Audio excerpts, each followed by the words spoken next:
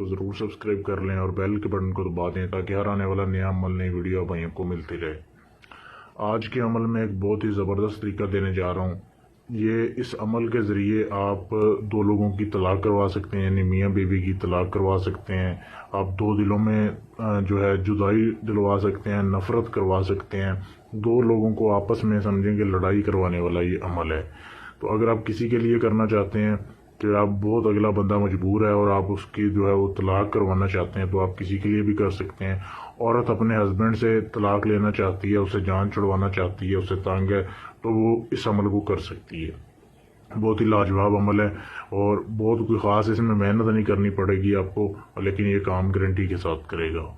अब करना कैसे आपने, ये आप अमल किसी भी दिन आप कर सकते हैं। इसमें कोई पाबंदी नहीं है कि आपने किसी ख़ास दिन करना है।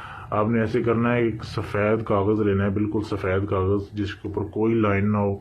फिर आपने काले रंग की स्याही से लिखने वाला या तो पॉइंटर लेना है, या आपने ऐसा एक पेन लेना है जो बिल्कुल नया हो। या पॉइंटर नया ले लें या पेन नया ले लें और उसमें काले रंग की स्याही आप भर लें। और उसके बाद आपने ये 4 नक्श बनाने हैं, ये जो आपके सामने दिए जा रहे हैं। ये सारा नक्श आपने ये बनाना है। इसका प्रिंट भी निकलवा सकते हैं, मुझसे साफ तस्वीर भी ले सकते हैं।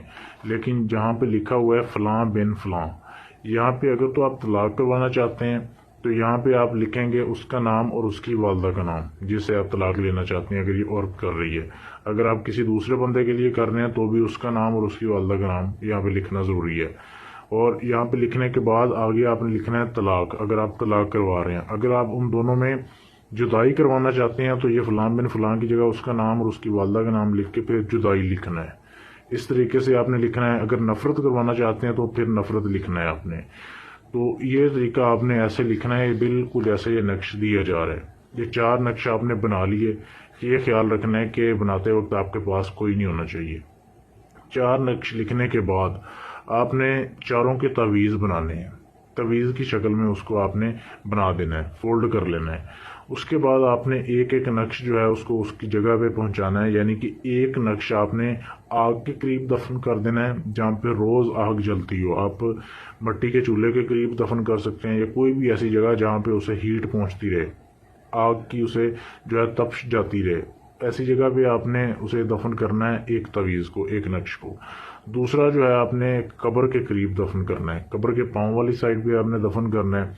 कब्रिस्तान इसके लिए आपको जाना पड़ेगा, ये मेहनत आपको करनी पड़ेगी। तीसरा आपने दरख्त के ऊपर लटकाना है, ऐसे दरख्त के ऊपर जो कि कांटेदार हो। कांटेदार दरख्त के ऊपर आपने हवा में लटकाना है कि वो हवा में लटकता रहे। और तीसरा आपने जो नक्शा है वो पानी में बहा देना है, किसी नहर में, नदी में, दरिया में, कहीं भी आप जो है उसमें बहा सकते हैं।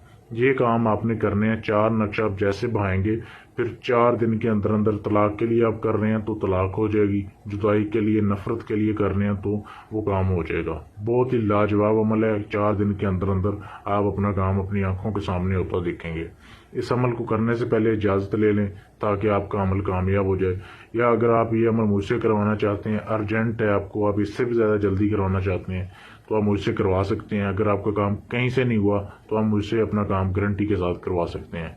किसी भी तरह की जिन परी हमजाद का ट्रांसफ़र लेने के लिए भी आप मुझसे रब्ता कर सकते हैं। कोई भी जायज़ नाजायज़ काम करवाने के लिए भी आप मुझसे रब्ता कर सकते हैं।